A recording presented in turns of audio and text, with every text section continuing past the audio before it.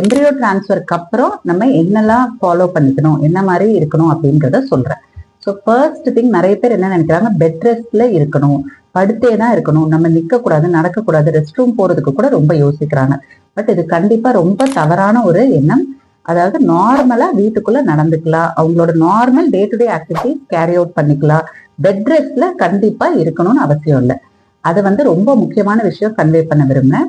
Next டயட்னு பாத்தீங்கன்னா normal food அவங்க எடுத்துக்கலாம். இதுக்கு முன்னாடி என்ன மாதிரி டயட் ஃபாலோ பண்ணாங்களோ அதே ஃபாலோ பண்ணிக்கலாம். ப்ரோட்டீன் ரிச் டயட்டா கொஞ்சம் எடுத்துக்கலாம். அதாவது சுண்டல், முளைக்கட்டின பயிறு, மற்ற எக்கு, நான்வெஜ் அந்த மாதிரி சாப்பிட்டுக்கலாம்.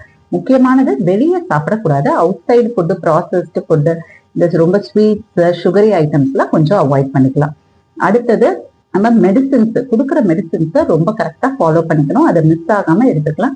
இன்னொன்று, ரொம்ப ஸ்ட்ரெஸ் லெவல் அதிகமாகிறது என்னன்னா, அந்த டைமுக்கு கரெக்டா எடுக்கிறோமா அப்படின்றது கிடையாது. ஒரு 1/2 hour to 1 hour முன்ன பின்ன மெடிசின்ஸ்க்கு டைம் கேப் அலௌடு. அதனால ரொம்ப ஸ்ட்ரிக்டா இந்த டைமுக்கு தான் எடுக்கணும் அப்படிங்கிறது அவசியம் இல்லை.